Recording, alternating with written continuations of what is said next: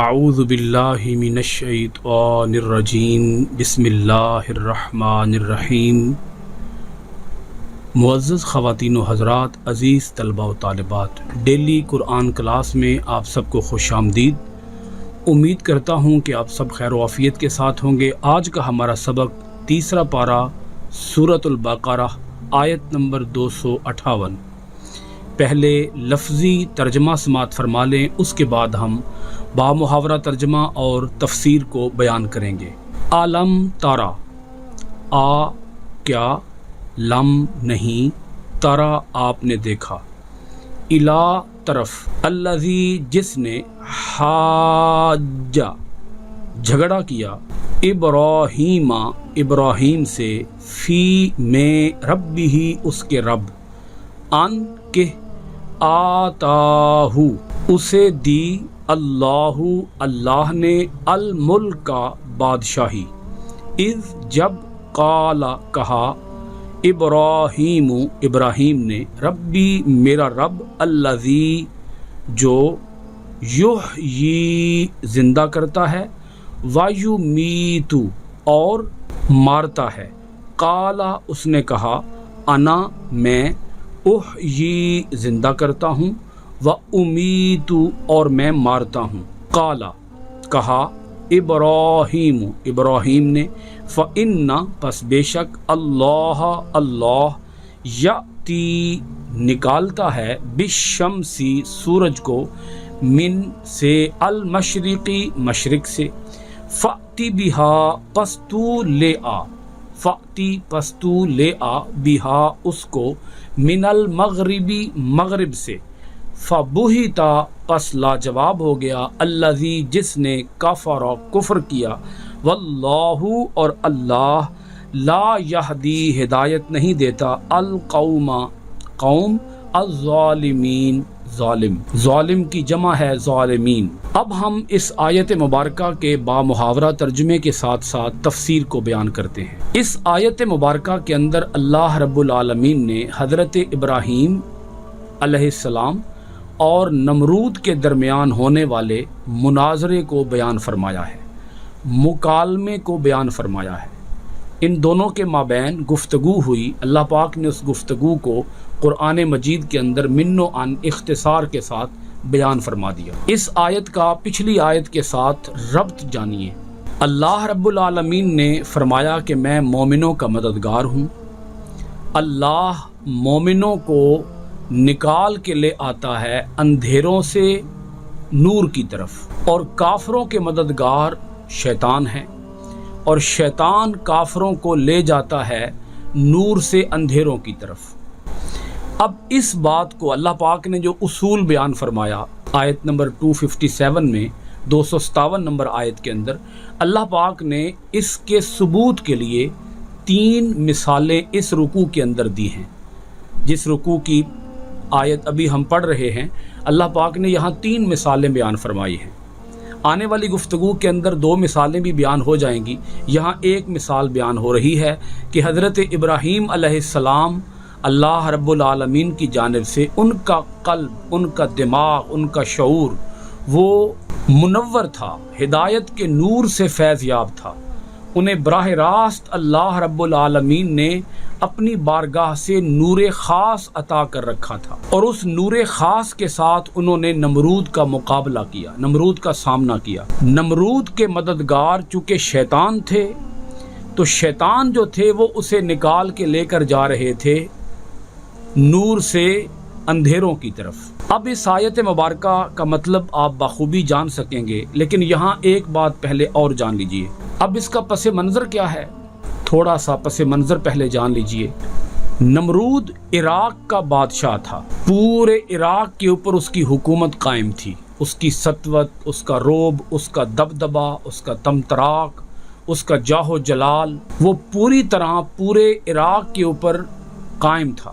اور اسی تخت حکومت نے اس کے دل و دماغ کے اندر یہ بات پیدا کر دی، یہ جو کرسی ہوتی ہے، یہ جو تخت ہوتا ہے، یہ بھی انسان کو بگاڑنے کے اندر ایک بڑا اہم کردار ادا کرتا ہے۔ اس کے انتہائی منفی اثرات انسان کے اوپر مرتب ہوتے ہیں۔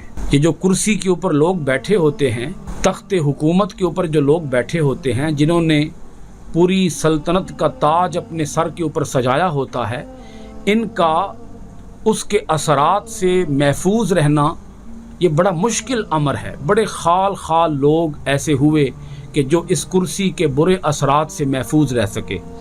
تو اسی کرسی کے خمار نے، تخت کے خمار نے اس کے اندر یہ شعور پختہ کر دیا تھا، یہ خیال یقین کی حد تک پہنچا دیا تھا کہ تم ہی بادشاہ ہو۔ یہاں ایک بات اور پہلے سمجھ لیجیے، اور وہ بات یہ ہے کہ شرک کی دو قسمیں ہیں۔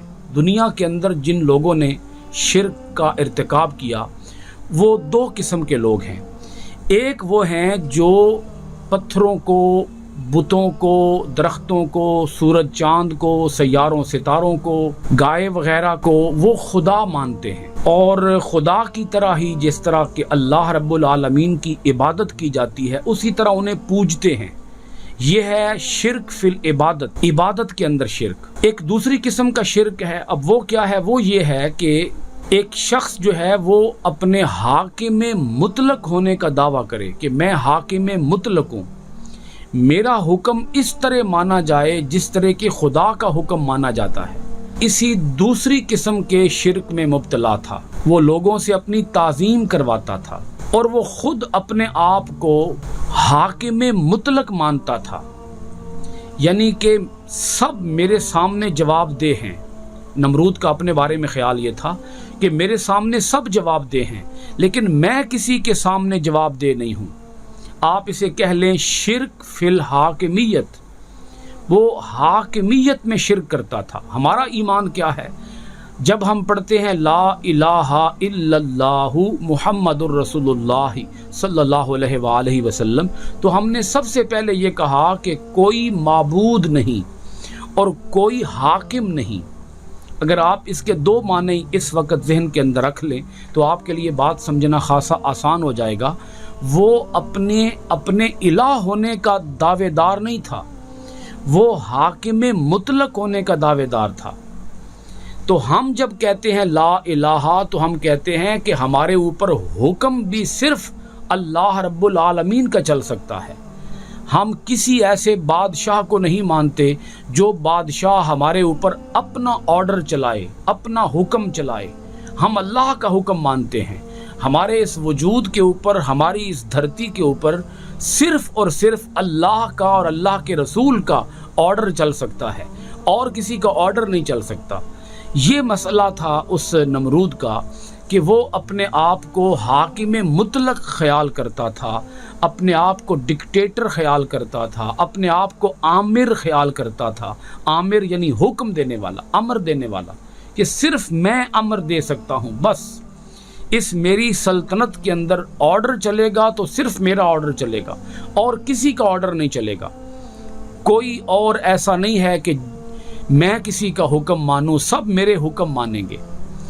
حضرت ابراہیم علیہ السلام کا ماننا یہ تھا، آپ چونکہ اللہ تعالیٰ کے پیغمبر تھے اور اللہ تعالیٰ کے پیغمبر ہونے کے ناطے آپ خود بھی اسی یقین کے ساتھ جڑے ہوئے تھے، آپ اسی عقیدے پر قائم تھے، راسخ تھے آپ، کہ حاکم مطلق بھی صرف اللہ رب العالمین کی ذات گرامی ہے۔ نمرود نے حضرت ابراہیم علیہ السلام کو اپنے دربار میں طلب کیا، ایک مجرم کی حیثیت سے، ایک ملزم کی حیثیت سے۔ حضرت ابراہیم علیہ السلام اس کے دربار میں کھڑے ہیں۔ اللہ پاک ارشاد فرماتا ہے کہ اے میرے حبیب مکرم صلی اللہ علیہ وآلہ وسلم، کیا آپ نے نہیں دیکھا اس شخص کو جس نے جھگڑا کیا حضرت ابراہیم علیہ السلام سے ان کے رب کے بارے میں؟ حضرت ابراہیم علیہ السلام سے اب جس نے جھگڑا کیا، آپ سمجھ رہے ہوں گے، وہ نمرود ہے۔ ان آتاہ اللہ الملک، اللہ تعالیٰ کے اس مقدس کلام کو دیکھیں، اس کے ایک لفظ کے اندر بڑی چاشنی ہے۔ ان آتاہ اللہ الملک، کہ اللہ نے اس شخص کو بادشاہی عطا فرمائی، ملک عطا فرمایا، سلطنت عطا فرمائی، اقتدار اسے اللہ نے عطا فرمایا، لیکن وہ اقتدار کا ایسا مالک بنا، اسے اقتدار کا ایسا نشہ چڑھا کہ وہ اللہ ہی کو بھول گیا۔ ان لفظوں کے اندر یہ معنی موجود ہے کہ اگر ہمیں کوئی حکومت ملے، بادشاہی ملے، اگر ہمیں سلطنت ملے، اگر ہمیں کوئی کرسی ملے، اگر ہمیں کسی ادارے کے اندر کوئی ہیڈ بنا دیا جائے، اگر ہمیں کسی ادارے کا سربراہ بنا دیا جائے، تو ہمارے اندر یہ یقین ہر وقت پختہ رہنا چاہیے کہ یہ جو میری سلطنت ہے، یہ جو میری سربراہی ہے، یہ جو میری لیڈرشپ ہے، یہ جو مجھے قیادت اور سیادت اور سرداری ملی ہے، یہ اللہ نے عطا کی ہے، اور میں اللہ تعالیٰ کی مخلوق ہوں، میں نے اسے جان دینی ہے، میں اس کے سامنے بے بس ہوں، میں اس کے سامنے عاجز ہوں۔ وہ جب لوگوں سے ڈیل کرے، لوگوں سے بات چیت کرے، تو خدا بن کے بات نہ کرے۔ آپ اگر اندازہ فرمائیں، یہ جو چھوٹے چھوٹے اداروں کے اندر لوگ چھوٹے چھوٹے ہیڈ ہوتے ہیں، یہ اپنے آپ کو خدا سمجھ بیٹھتے ہیں کہ ہم تو خدا ہیں۔ تو یہ بھی ایک قسم کی نمرودیت اور فرعونیت ہے کہ اپنے آپ کو خدا سمجھ بیٹھنا۔ اور وہ جو ماتحت طبقہ ہوتا ہے، ان کے اوپر بڑے بڑے ناجائز مظالم کرتے ہیں، انہیں طرح طرح سے ستاتے ہیں، انہیں تھریٹ کرتے ہیں، انہیں زد و کوب کرتے ہیں، انہیں ذہنی ٹارچر کرتے ہیں، انہیں ٹینشن میں مبتلا کرتے ہیں، فقط اپنی بادشاہی کا روب اور دھاک ان کے اوپر جمانے کے لیے، اپنی بادشاہی کا سکہ ان کے اوپر بٹھانے کے لیے، اور اپنے آپ کو ان سے اپنا ہیڈ تسلیم کرانے کے لیے، اور انہیں اپنے سامنے جھکانے کے لیے کہ تم ہمارے تابع ہو کر رہو، تم ہمارے سامنے جھک کے رہو۔ یہ سارا نمرودیت کا کلچر آج بھی موجود ہے۔ آج بھی دنیا کے کئی ایک ملک ایسے ہیں جن کو چودراہٹ کا اور جن کو بادشاہی کا نشہ چڑھا ہوتا ہے، اور وہ نہیں سمجھتے کہ حق کیا ہے، باطل کیا ہے، صحیح کیا ہے، غلط کیا ہے، سفید کیا ہے، کالا کیا ہے۔ وہ جو کہہ دیں، پوری دنیا کے ممالک ان کی ہاں میں ہاں ملانے کے لیے تیار بیٹھے ہوتے ہیں، کیونکہ انہوں نے ان سے اپنے مفادات پورے کرنے ہوتے ہیں۔ اپنے مفادات کے لالچ کے چکر میں وہ ان کے سامنے ایسے ہاتھ باندھے کھڑے ہوتے ہیں اور ان کی یس میں یس، ان کی ہاں میں ہاں ملا رہے ہوتے ہیں۔ مت ایسا سوچنا چاہیے کسی بھی انسان کو۔ ہر شخص اللہ کی مخلوق ہے، اور اسے دنیا کے اندر اگر کوئی سٹیٹس ملتا ہے، اسے دنیا کے اندر اگر کوئی کرسی ملتی ہے، اگر اسے دنیا کے اندر کوئی لیڈرشپ ملتی ہے، اسے دنیا کے اندر کسی محکمے کا انچارج بنایا جاتا ہے، اسے کوئی وزیر مشیر بنایا جاتا ہے، کوئی آفیسر بنایا جاتا ہے، کوئی چیف بنایا جاتا ہے، مت وہ لوگوں کے اوپر اپنی دھاک بٹھایا کرے، اور مت لوگوں سے یہ مطالبہ کیا کرے کہ تم میرے سامنے سلامی دینے کے لیے کھڑے ہو جاؤ۔ یہی چکر تھا اس کا بھی۔ اللہ پاک نے واضح فرما دیا کہ نمرود کو بادشاہی اللہ نے عطا فرمائی۔ اب آگے سنیں، جب اسے اپنے حاکم مطلق ہونے کا خمار تھا تو وہ مانتا یہ تھا کہ بس صرف میرا آرڈر مانا جائے، میرا حکم تسلیم کیا جائے۔ حضرت ابراہیم علیہ السلام اس سے اختلاف کرتے تھے۔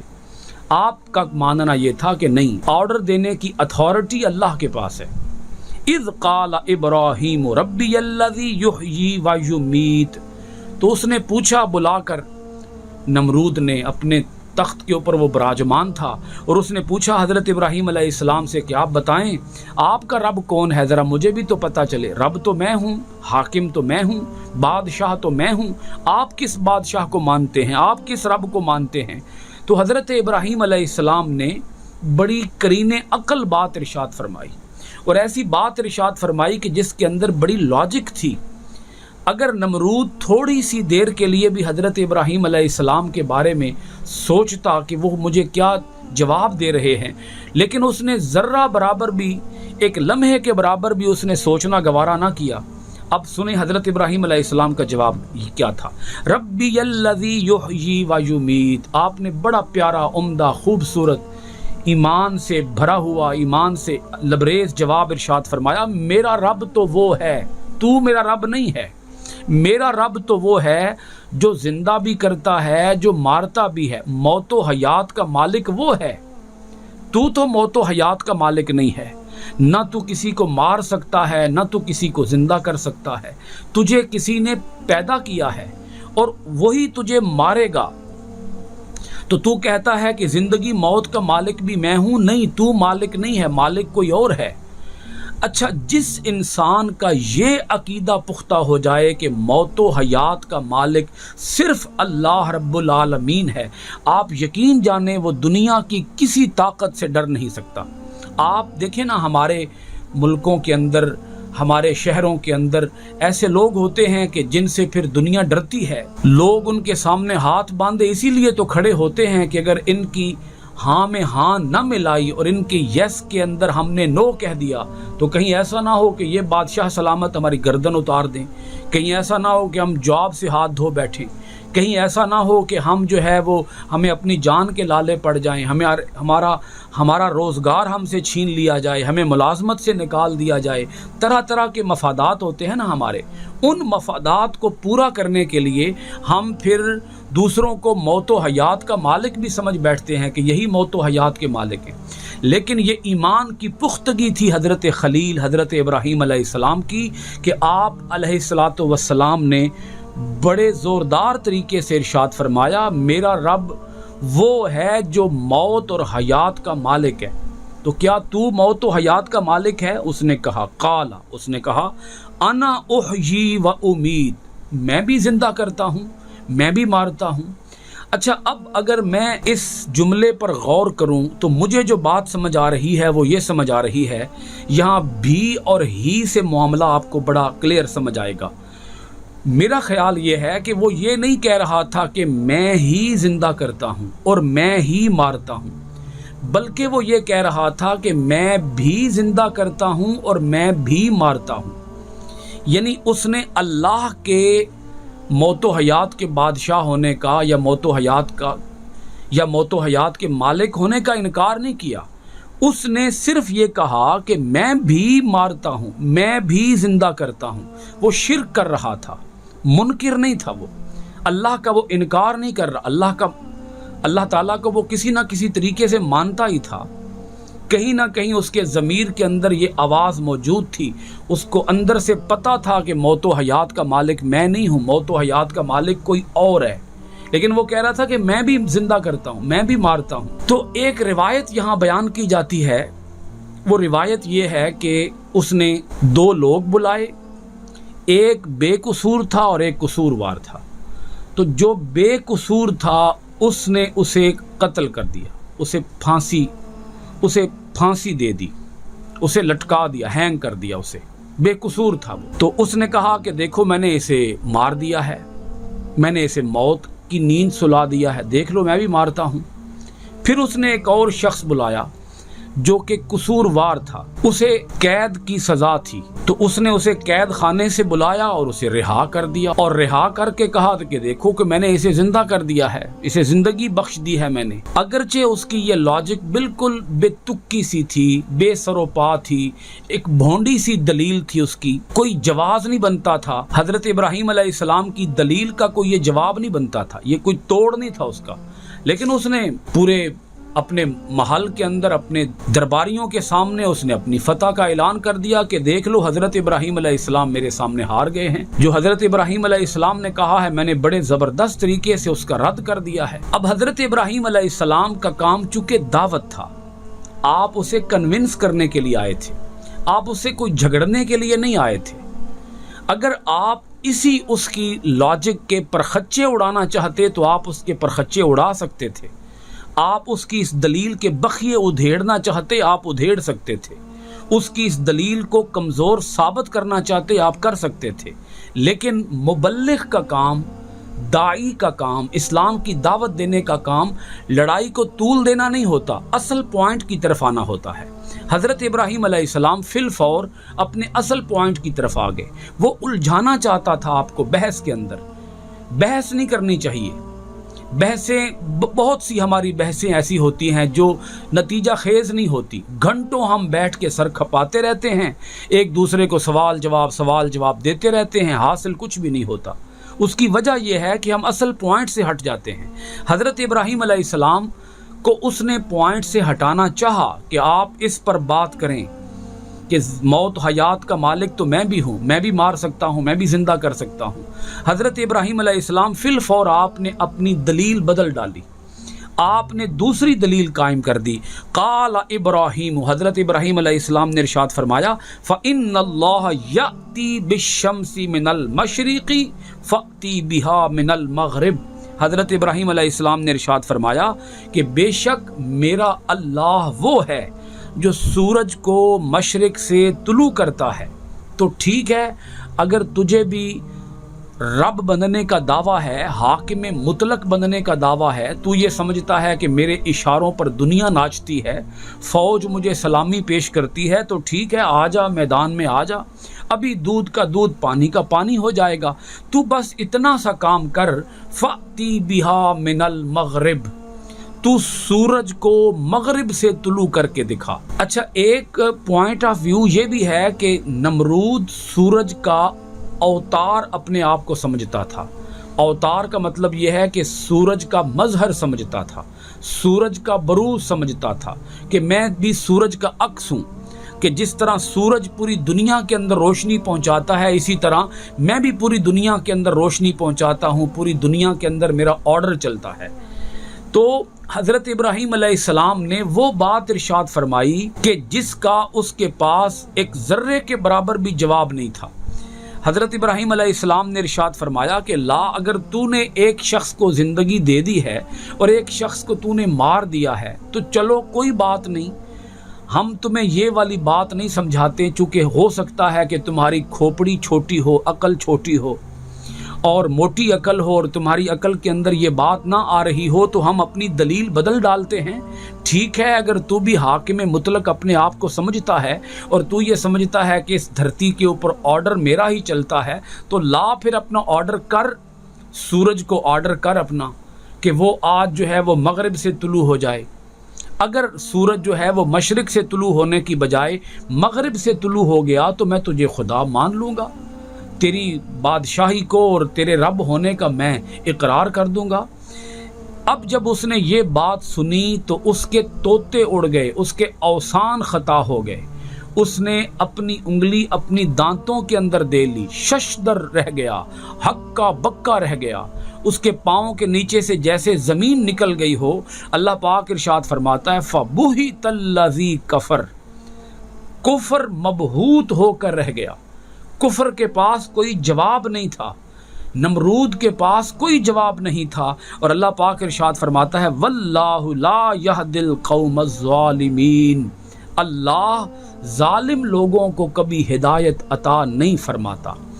وہ جو سوال اور جواب کر رہا تھا، اس کے دماغ کے اندر جو خمار تھا وہ خمار تھا اپنی بادشاہت کا، اور جس کو اپنی بادشاہت کا خمار ہو، غرور ہو، تکبر ہو، جس کے اندر اپنی بڑائی ہو، اللہ پاک ارشاد فرماتا ہے ایسے لوگ جو ہدایت تک پہنچنا ہی نہیں چاہتے، اللہ پھر انہیں ہدایت تک پہنچاتا بھی نہیں ہے۔ وہ ہدایت لینے کے لیے یہ سوالات پوچھ ہی نہیں رہا تھا، اس کا تو مقصد یہ تھا کہ حضرت ابراہیم علیہ السلام کو معاذ اللہ ہرائے، انہیں شکست سے دوچار کرے۔ اور حضرت ابراہیم علیہ السلام، اب کیسے ممکن ہے کہ پیغمبر کو ہرایا جا سکے؟ کیسے ممکن ہے کہ اسلام کے مبلغ، اسلام کے داعی کو ہرایا جا سکے؟ کیسے ممکن ہے کہ جس کا قلب، جس کا شعور، جس کا من اللہ کی ہدایت کے نور سے جگمگ جگمگ کر رہا ہو، اسے کس طرح سے ہرایا جا سکتا ہے، اسے کس طرح سے نیچا دکھایا جا سکتا ہے؟ یہاں نمرود نیچا رہ گیا، نمرود کو سوائے شرمندگی اور ندامت کے اور کچھ بھی حاصل نہ ہوا، وہ لاجواب ہو چکا تھا اور اس کے پاس کوئی جواب نہیں تھا۔ آج بھی ہمارے گھروں کے اندر اس طرح کی ڈیبیٹس ہوتی رہتی ہیں، اور جب کوئی اس طرح کی ڈیبیٹ ہو تو حضرت ابراہیم علیہ السلام کے نقش قدم پر چلنا چاہیے۔ ہم لوگ صرف حضرت ابراہیم علیہ السلام کی وہ سنت، جس کو سنت ابراہیمی کہا جاتا ہے، بس وہ جانور ذبح کر کے اس کا گوشت ہم خود کھا لیتے ہیں یا بانٹ دیتے ہیں۔ یہ فلسفہ، یہ سنت صرف اس لیے ہمیں عطا نہیں کی گئی، بلکہ اس سنت کو عطا کیے جانے کے پیچھے بڑے راز ہیں۔ ان میں سے ایک راز یہ ہے، حضرت ابراہیم علیہ السلام کی سنت کو زندہ کرو اور حضرت ابراہیم علیہ السلام کے نقش قدم پر بھی چلو۔ اگر کفر کے سامنے، ظالم اور جابر بادشاہ کے سامنے، اور اگر کسی سرکش باغی اور شیطان کے سامنے کھڑے ہو کر اگر تمہیں اسلام کے دفاع کرنے کا موقع ملے تو پھر اپنی جان کو بھی ہتھیلی پر رکھ دو اور اسلام کا دفاع کرو، اسلام کی حقانیت کو، اسلام کے حق ہونے کو بیان کرو۔ یہاں صرف ایک بات کہہ کر آج کی اس گفتگو کو ختم کروں گا کہ حضرت ابراہیم علیہ السلام اگر نمرود سے ذرہ برابر بھی خائف نہیں ہوئے اور آپ نے اپنی جان کی پرواہ بھی نہیں کی اور حق کو بیان کیا ہے، حق کا بول بالا کیا ہے، حق کے پرچم کو نمرود کے سامنے سر بلند کیا ہے، تو پھر ہمیں بھی کوئی خوف اور خطرہ دل کے اندر نہیں رکھنا چاہیے، اور جہاں ہمیں حق کا پرچار کرنا پڑے وہاں ہمیں کھل کے حق کا اظہار اور حق کا پرچار کرنا چاہیے۔ کسی نے کہا تھا حق بات پہ کٹتی ہے تو کٹ جائے زباں میری، اظہار تو کر جائے گا جو ٹپکے گا لہو میرا۔ ہزار خوف ہو لیکن زبان ہے دل کی رفیق، ازل سے یہی رہا ہے قلندروں کا طریق۔ اللہ تعالی ہمیں اپنے احکام کے اوپر، اپنی آیات کے اندر گہرا غور و خوض کرنے اور عمل پیرا ہونے اور قرآن کے نور کو چار دانگے عالم میں پھیلانے کی توفیق عطا فرمائے۔ آپ سب حضرات کا بہت شکریہ۔ السلام علیکم ورحمۃ اللہ وبرکاتہ۔